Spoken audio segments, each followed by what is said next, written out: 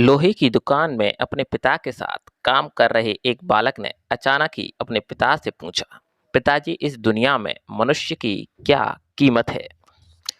पिताजी एक छोटे से बच्चे से ऐसा गंभीर सवाल सुनकर हैरान रह गए। फिर वे बोले, बेटे, एक मनुष्य की कीमत आंकना बहुत मुश्किल है, वो तो अनमोल है। बालक, क्या सभी उतना ही कीमती और महत्वपूर्ण है? पिताजी, हाँ बेटे। बालक कुछ समझा नहीं। उसने फिर सवाल किया, तो फिर इस दुनिया में कोई गरीब तो कोई अमीर क्यों, और किसी की रिस्पेक्ट तो किसी की ज्यादा क्यों होती है? सवाल सुनकर पिताजी कुछ देर शांत रहे और फिर बालक से स्टोर रूम से में पड़ा एक लोहे का रॉड लाने को कहा। रॉड लाते ही पिताजी ने पूछा, इसकी क्या कीमत होगी? बालक, 200 रुपये। पिताजी, अगर मैं इसके बहुत से छोटे छोटे कीले बना दूं तो इसकी क्या कीमत हो जाएगी?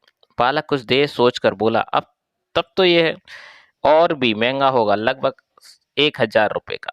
पिताजी, अगर मैं इस लोहे से घड़ी के बहुत सारे स्प्रिंग बना दूं तो?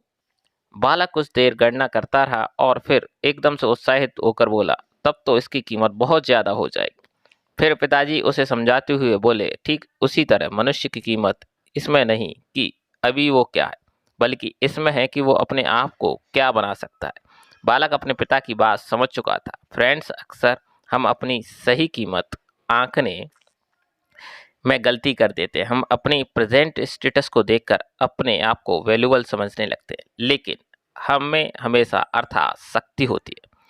हमारा जीवन हमेशा संभावनाओं से भरा होता है। हमारा जीवन में कई बार स्थितियां अच्छी नहीं होती, पर इससे हमारी वैल्यू कम नहीं होती। मनुष्य के रूप में हमारा जन्म इस दुनिया में हुआ है, इसका मतलब है कि हम बहुत स्पेशल और इम्पोर्टेंट हैं।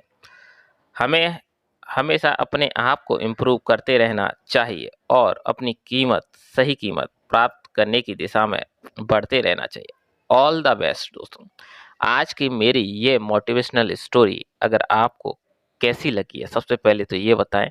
अगर अच्छी लगी है तो कमेंट में वेरी नाइस लिख दें, और आपको हमारा ये चैनल पर स्टोरी, सच्ची बातें, सच्ची कहानियाँ अच्छी लगती हों तो चैनल को सब्सक्राइब कीजिए, लाइक कीजिए, कमेंट में ढेर सारा प्यार दीजिए, जिससे हम मोटिवेट होकर और भी अच्छी स्टोरियां आप सभी के सामने प्रस्तुत कर सकें और ला सकें और आपके समक्ष रख सकें अपने चैनल के माध्यम से।